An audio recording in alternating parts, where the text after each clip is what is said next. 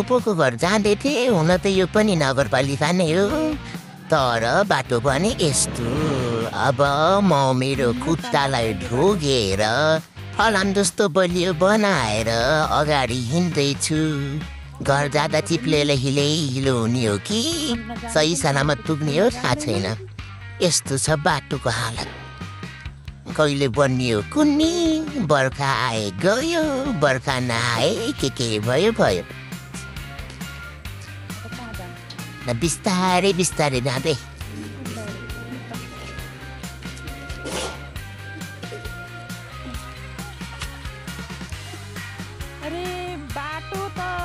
आउनुहोस्, अब यो बाटोमा हामी धान रोप्ने। हुन त माछा पाल्यो भने पनि माछा मजाले नै ठुलै हुन्छ। कति केजीको हुने हो लिन आउनु होला।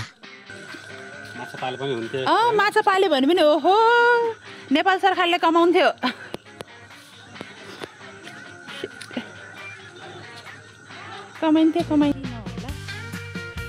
फाइनली मेरो लोहाको खुट्टा मजबुतसँग घरको दैलो अगाडि पुगे। ल यो सुषमादीको घरेलु उत्पादन फिनाइल, हार्पिक, ह्यान्ड वास अनि भाँडामोल्ने साबुन। घरेलु उत्पादनलाई प्रोत्साहन गरौँ।